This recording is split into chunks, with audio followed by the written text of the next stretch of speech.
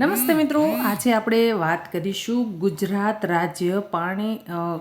રાજ્ય નાગરિક પુરવઠા નિગમ લિમિટેડમાં મિત્રો છે એ અલગ અલગ 100 જગ્યાઓ માટે નોકરીની જાહેરાત બહાર પાડવામાં આવેલી છે, જેના વિશે આપણે વિગતવાર ચર્ચા કરીશું.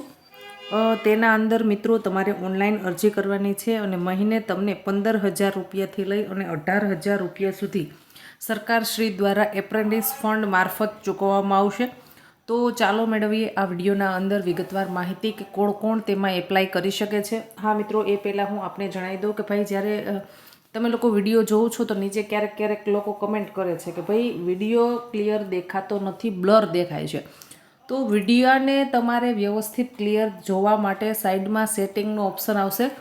એ ઓપ્શનમાં જઈને તમે ક્લિયરિટી વધારી દેશો તો તમને છે એ વિડીયો વ્યવસ્થિત રીતે દેખાશે.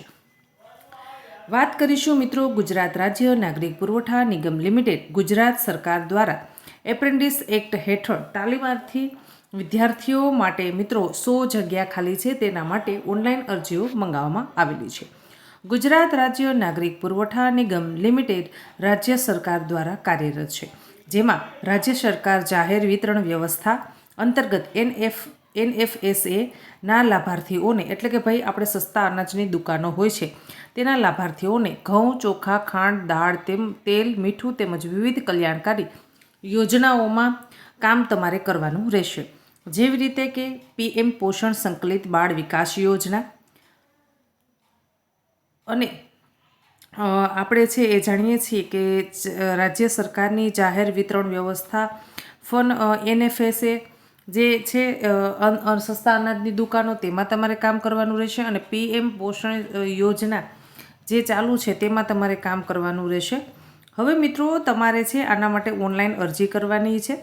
ઓનલાઈન અરજી તમે છેલ્લી તારીખ છે 21/11/2025 એટલે કે છેલ્લી 21 તારીખ સુધી તમે અરજી કરી શકો છો. આજે 12 તારીખ છે એટલે હજી આપણા પાસે છે એ ઘણા દિવસો છે આપણા પાસે. છેલ્લી તારીખ છે 21/11/2025.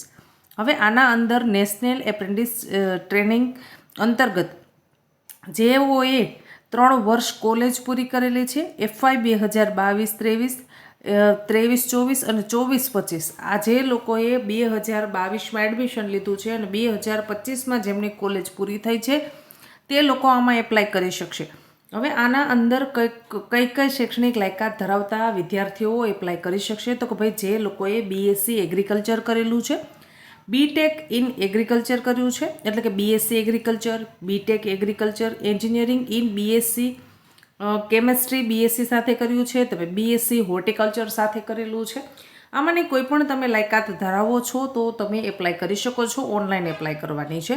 જે લોકો કોલેજ કરેલા છે BSc agriculture, BTech agriculture, BSc chemistry, BSc horticulture તે લોકોને મહિને 18,000 રૂપિયા સરકારશ્રી દ્વારા સ્વાઈફંડ ચૂકવવામાં આવશે.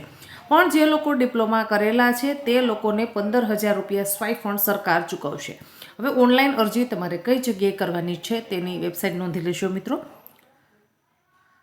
www.nets.education.gov.in ની વેબસાઇટ પર જઈ અને તમારે સૌપ્રથમ ઓનલાઈન રજિસ્ટ્રેશન કરવાનું છે. જ્યારે તમે સાઇટ ખોલશો તેમાં તમને બધી જ ડિટેલ બતાવશે. શાંત મગજે વ્યવસ્થિત રીતે આરામથી તમારે વાંચી લેવાનું છે અને શાંતિથી તેમાં તમારે બધી જ ડિટેલ છે એ ફિલઅપ કરવાની છે. હજી એક વખત વેબસાઇટ બોલી જાઉં છું, www.nets.education.gov.in ની વેબસાઇટ પર જઈ અને તમે છે એ એપ્લાય કરી શકો છો.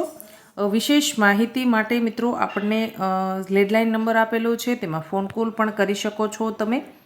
મેન ઓફિસ આની આવેલી છે સેક્ટર નંબર 10માં, નવા સચિવાલય પાસે ગાંધીનગર ખાતે આવેલી છે.